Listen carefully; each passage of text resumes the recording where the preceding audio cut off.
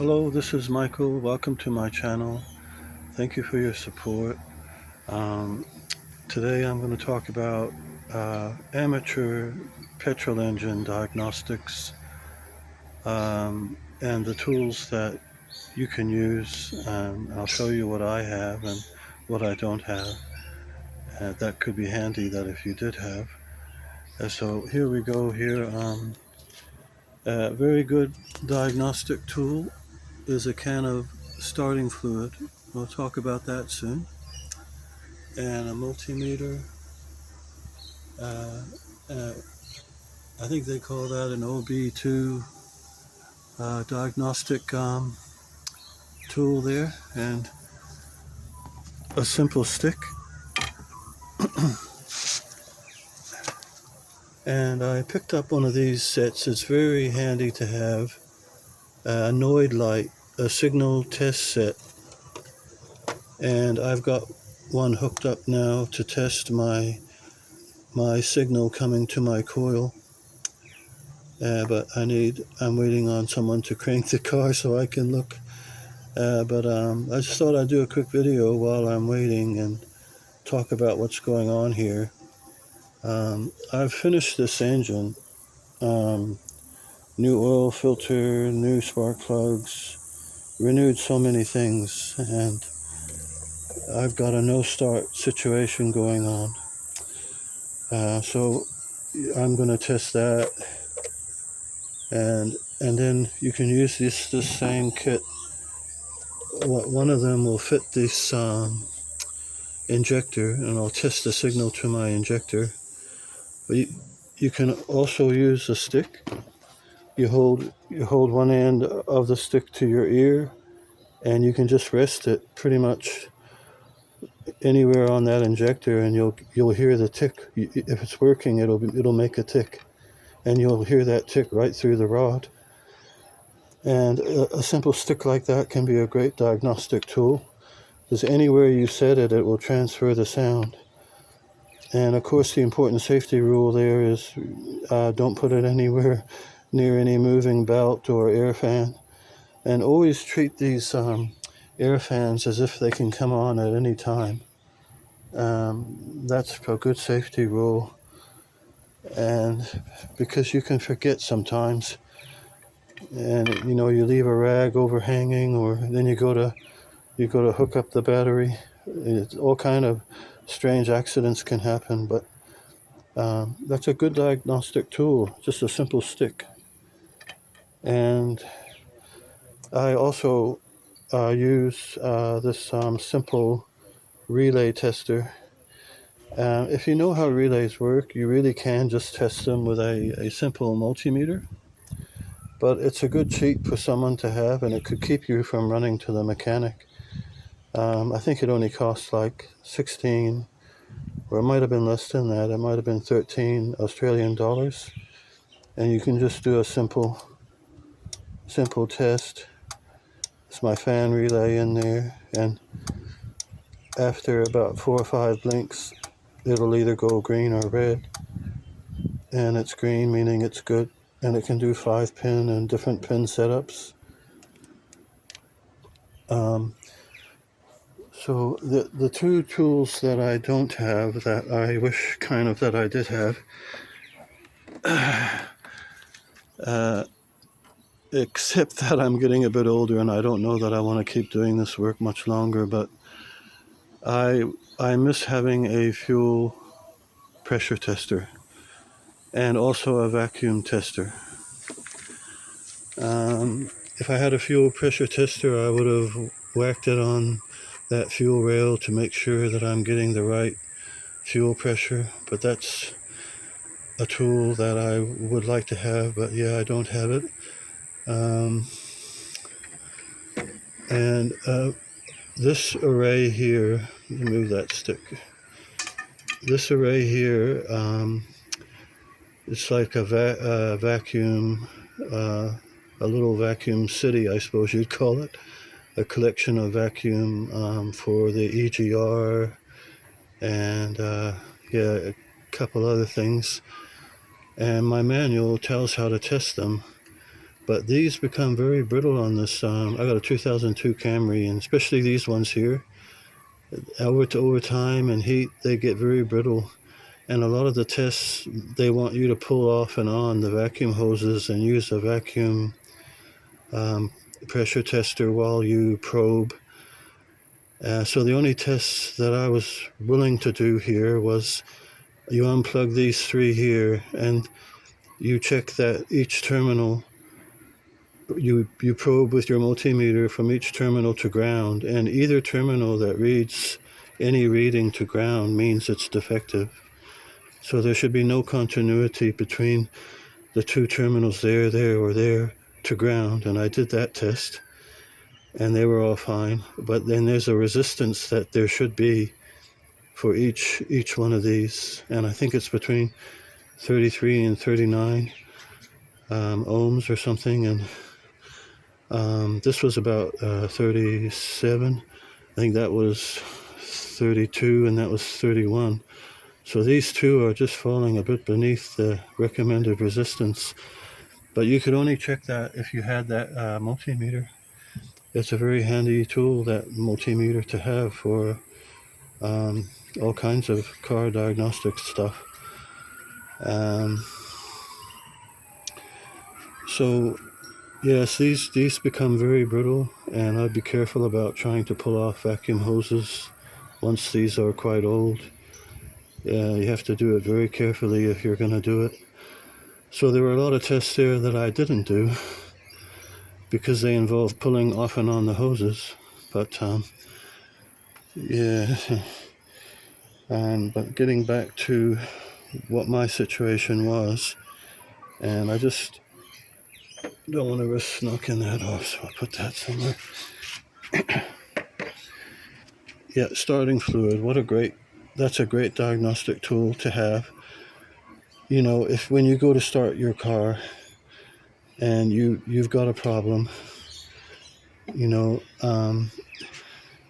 a great place to start, rather than, you know, if you give it 3 good goes and it's not starting like it usually does, I would say get your can of starting fluid, because if your engine is able to go, when you spray this in, it'll go. Any kind of refutable starting fluid, if it just needs a bit of help to go, this will help it to go without any doubt. And if it doesn't, the diagnostic help of this is that will prove that there's something wrong, something else. Like say you spray this into your intake system and you get a spurt of running normally, and then the normal running stops. Well, then that's just proved that your timing and your spark plugs are working, but the fuel from the spray is run out, and then you're not getting it to continue on, which points to your fuel supply. And say, on another example, you spray it in and you get nothing happening. That's extremely unusual. I would be then thinking that you're not getting any spark to your plugs. And I'd be looking at either the distributor or the engine running computer. This engine doesn't use a distributor, so I would be thinking of the computer not sending the signal to the coils. And if you have a simple Noid light, you could quickly determine whether that was the case. Like when I run the engine over now, that should light up to indicate that it's getting a signal when I try to start the engine. And I'm going to do that a bit later, but it's a great diagnostic tool. But a thing that I've just been through that I want to talk about is another thing this can reveal, which is, but the risk of it is it can be damaging, and let's talk about that. See, I sprayed in through here on the back of my plenum because it was very easy to pull off and put on. And there's just a butterfly valve in there. It doesn't hurt any to spray in there. And before my wife started the car, I could quickly put it back on. But what happened was I got a backfire that came up through the throttle. And this old intake I tie down with zip ties. and it popped the two zip ties on either side. It just, that explosion went right past the butterfly valve. Luckily, my wife had her foot on the pedal. I told her to hold it about a quarter ways down, and that was enough to let the gas pressure come out and pop this. If all that pressure doesn't have a fast enough way to go, it can cause damage, like even bend the throttle. That throttle plate can get bent. Your intake gaskets can get pushed out. When that backfire happens, that pressure has to have somewhere to go or it'll cause damage. So luckily my zip ties did pop. They both popped on that side. And that was a bit of a fright, but it immediately told me that there's a timing issue.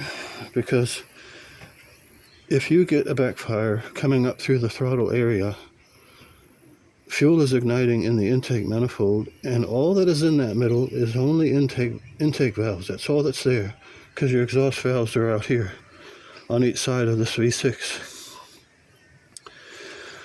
So if you get a backfire coming up through the throttle area, it's being ignited from a intake valve that hasn't properly closed, and before it's closed properly, it's gotten a spark. So straight away you know it's something to do with the intake cam and the following bits and pieces, or your intake timing gear from the timing belt, you know. And if it's from your muffler to your what do you call those headers, exhaust pipe going down to your tailpipe, if it's on that side, it can be more than timing. You could have right timing, I suppose, but it would mean that your cylinders are getting too much fuel that's not being burnt, and that unburnt fuel is going into the exhaust. The heat of the exhaust is igniting it. So I wouldn't assume it was timing if it was coming out the exhaust.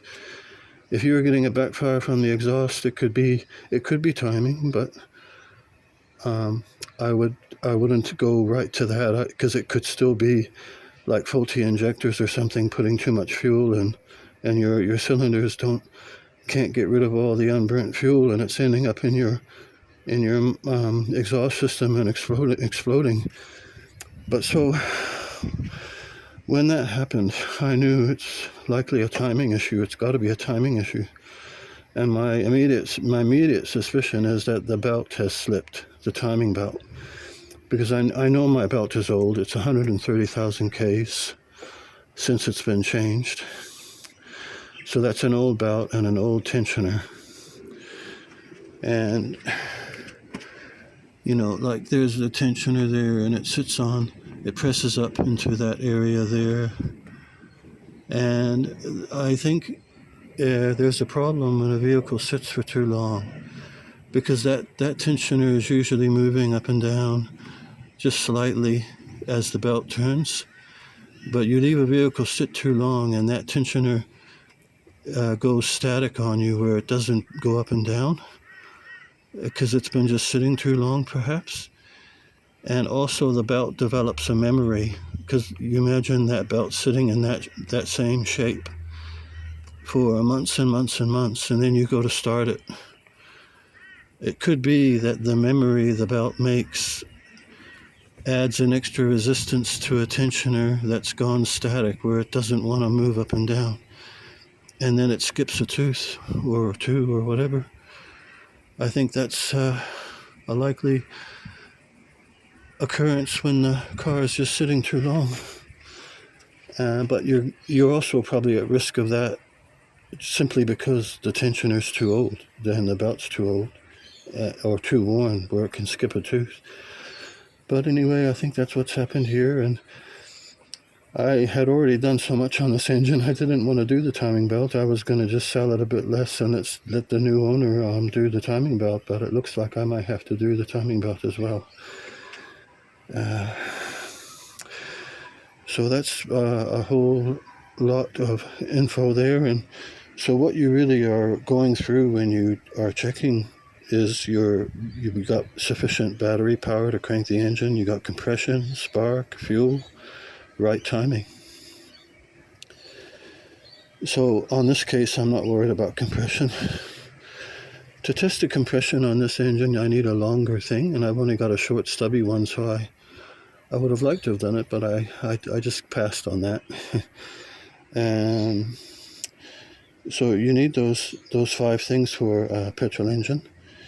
And the other thing I wanted to say is years back I did spray starting fluid in through the MAF sensor. I pulled out the MAF sensor, or I lifted that. I'm not sure what I did now, but I'm certainly rethinking the way I did it by spraying in there. I think it's important to have your intake system, in case it backfires, you need a way of escape for those gases. And I've learned a bit of a lesson there, how important that can be. And the other thing I wanted to say is, when you start your engine, it will sense vacuum loss straight away. An engine will run rough straight away when there's a vacuum loss. And it might hinder it even started. It might hinder the starting and the running if there's an immediate vacuum loss. Like if I started to start this engine without that on, that's a big vacuum loss. I don't know whether it would run or not, but that was why I chose to start there, because I thought, well, if I undo anything here, I'm going to get an immediate vacuum loss. And there I could just spray the fluid in and pop it back on, and my wife tried to start it. But after seeing that backfire, I'm rethinking that. But a car engine will run in open loop, meaning that when it starts, it will follow a set computer parameter until the engine is sufficiently warmed up. So I thought, well, right, when it first starts, it doesn't listen to the MAF sensor or the air-fuel ratio sensors. It doesn't listen to all those sensors until it's happy. And that's when your revs will drop. Like when you first start, the revs go high, because it's not reading any of the sensors. It's following the computer's preset running parameter. And then when the exhaust heats up for the catalytic converter sensor, or the O2 sensor, or whatever, and the air fuel reading sensors off of each of the exhaust manifolds and the MAF sensor, it only likes to read them after things have warmed up. And so when you first start an engine, it's not looking at those things, but it'll feel a vacuum leak straight away. And the reason I'm saying that, I guess, is because that's what made me think I was better putting my spray in the end there. But after seeing what can happen, I'm rethinking that. But yeah, I'm going to do all my tests with what I do have, and hopefully something I've shared might help somebody else. And I'll use my Noid light set. Let's give you, maybe you could read that and it will help. That's the part number. And I'll use my Noid set on my injector as well. And I'll put that stick on it and just confirm that my stick idea would still work. I've used a stick before on another vehicle and I could hear the ticking of the injector. Oh well, I've said too much on that already, so I'll just leave it at that. Thanks for watching. Bye-bye.